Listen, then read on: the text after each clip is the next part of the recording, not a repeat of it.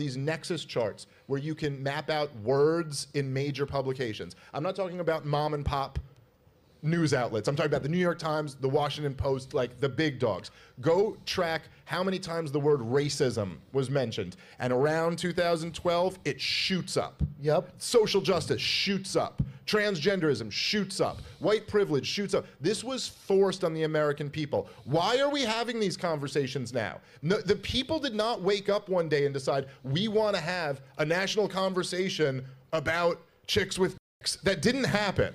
This wasn't an organic movement. It was all of the most powerful people decided this is what we're going to talk about. And why was that? Because it's the perfect, look, when you're failing on policy, you pivot to a culture war. Yep. You pit people against each other, so they're fighting each other. Yep. We had in this country, we had an Occupy Wall Street movement where leftists were standing outside of big banks screaming, we are the 99%.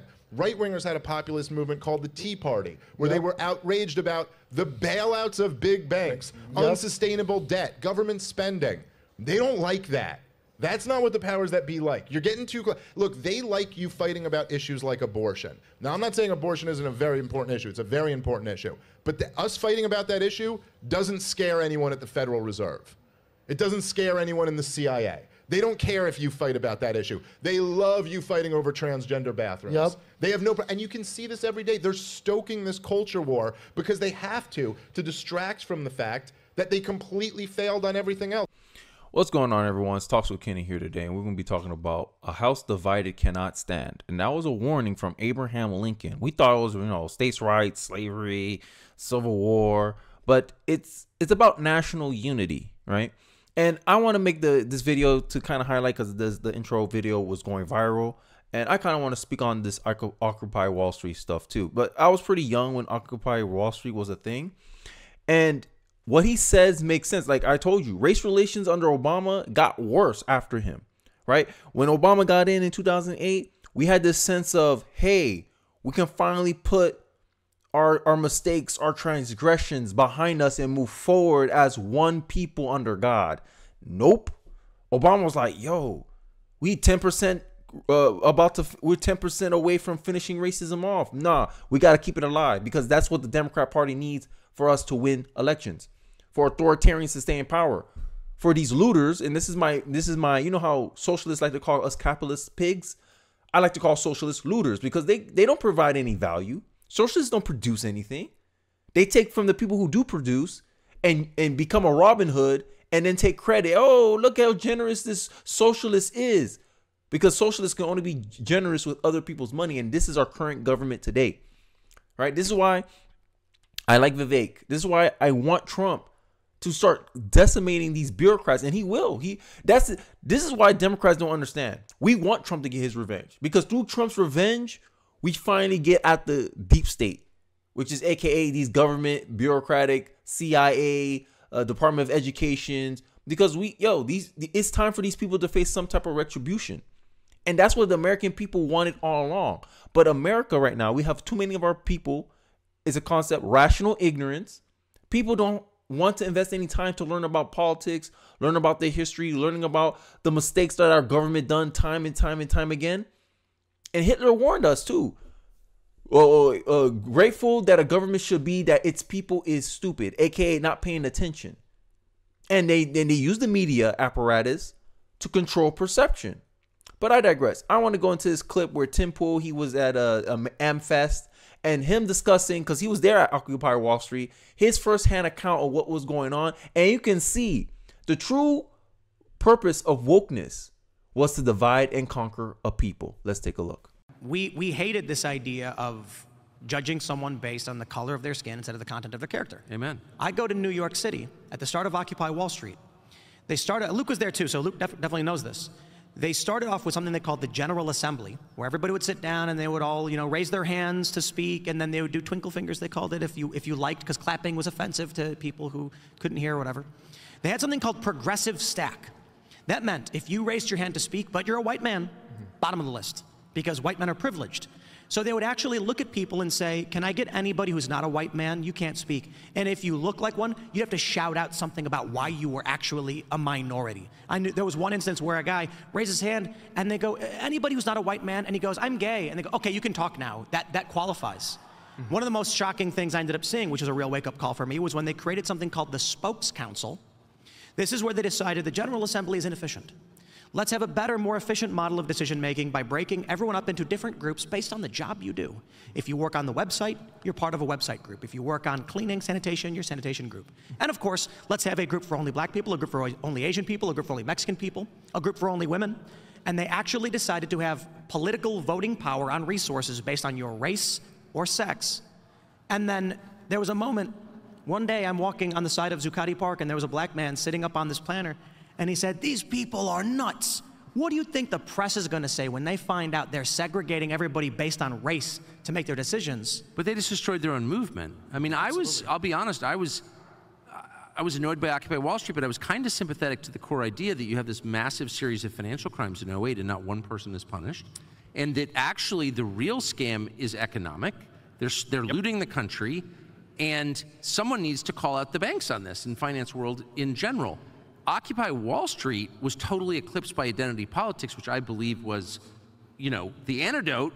Like, the banks got together and the people who benefit from the banks are like, oh, let's just pit them together based on race. Like, this is a widely held theory. But for the occupied Wall Street people themselves to be embracing identity politics undercuts their whole argument. It was subversion.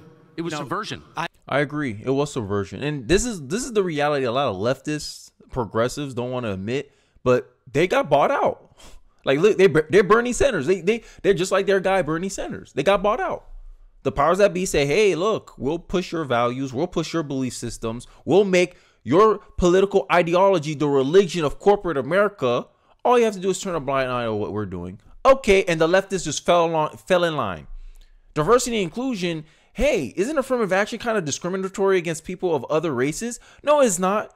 It's a cure to cure past discrimination. But corporations are using and abusing this so that way they can go and do atrocities somewhere else. But they look, we're a woke company. Look, we have a high ESG score. We can't be bad. This is the smoke screen that I'm talking about.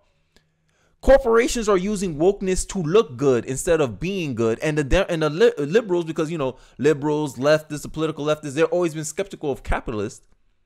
The capitalists realize, hey, if we preach these values of the left, they won't come after us. And the Republicans, they don't really know, the conservatives, they're really too busy to really be condemning us. And they don't even have time on their hands to really get at us. This is why they get mad at the boycotts of Bud Light.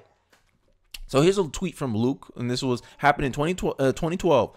Introduce them to identity politics. And it's literally meant to divide and conquer a people. We all, like, technically, because this is the reality. Whether you're white, Asian, Hispanic, black, you're an American. Your interest is this country needs to prosper. This country needs to do good, well, for all of us. You can't sit here and be crying about reparations when all the other races of people say, no, we're not paying reparations for you. Reparations is only popular in Democratic circles. It's not popular with the independents, and it's not popular with Republicans. Therefore, reparations is dead in the water. You cannot justify you benefiting off the sufferings of your ancestors. You can't benefit off of something that you didn't personally go through, but because you happen to look like these people that suffered it, you feel entitled to a payout? How you can make that moral argument? It speaks to the volumes of self-centeredness with some people of a certain race. I'm not going to name names. That you think, oh, I should get reparations for what? You didn't face slavery. You didn't take no chains off your neck. Your ancestors, rather, you had been free. Get to enjoy all the rights and benefits that they didn't get to enjoy, instead of getting a personal payday for themselves. But now you want it. You get to reap the benefits of what the choices of your ancestors make, and then you also want to double dip and get what they didn't want. It's baffling to me. And the left know they can manipulate people like this. And this is, in my view, this is the true purpose of wokeness.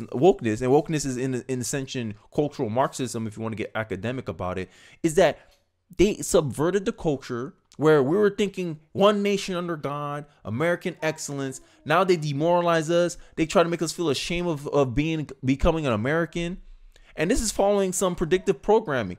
In next clip, we'll outline Operation Mockingbird. Some people may have heard how the government, allegedly the CIA was trying to use news media to push propaganda on the American people. And now it's clear as day in 2023, that's the case. I believe that's the case.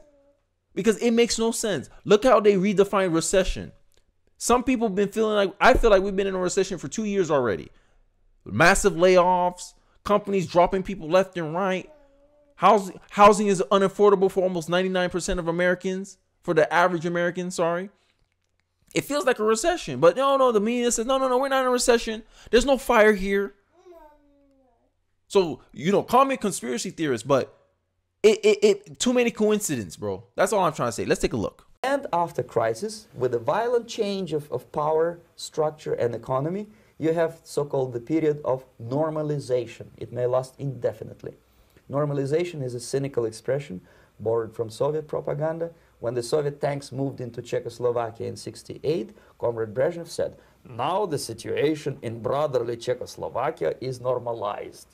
This is what will happen in the United States if you allow all these schmucks to bring the country to crisis, to promise people all kind of goodies and the paradise on earth, to destabilize your economy, to eliminate the principle of free market competition, and to put a big brother government in Washington, D.C., with benevolent dictators like Walter Mondale, who will promise lots of things, never mind whether the promises are fulfillable or not. All potentially valid theories. And then there's a more domestic theory, I guess we could call it, built on the shoulders of knowledge around topics relating to Operation Mockingbird, which was an alleged large-scale program of the United States Central Intelligence Agency, the CIA, that began in the early years of the Cold War and attempted to manipulate domestic American news media organizations for propaganda purposes. I honestly believe this is the case, right? And all you have to do is look, Julian Assange, the Twitter files. It's too many coincidences to say that this is just a conspiracy theory. And like I said, I always gonna stand on this. What's a difference between a conspiracy theory and the truth is time. All you have to do is wait. Okay, let me just give it time. We'll be validated in 10 years, 5 years, 2 years, next month, right? Hunter Biden story. The laptop comes out immediately. Facebook, Twitter, they said, no, this is misinformation. News media come out, run cover. After they get the outcome they want, oh, actually, Sam Harris admitting that it was a conspiracy amongst journalists not to highlight or push out the Biden laptop story because Trump can't win. And this is the normalization process that they're trying to do. Hey, Democrats can get away with this, and it's like the boiled frog scenario. We get so used to it, we become desensitized over the hypocrisy. Democrats can prosecute Trump and say, "Oh, it's not a banana republic because Trump is actually a criminal." But then when Trump was in power, they were scared. Oh my God, you can't go after political prisoners. Oh my God, he's trying to investigate Hillary Clinton and Joe Biden. Oh, this is banana republic stuff. Same action.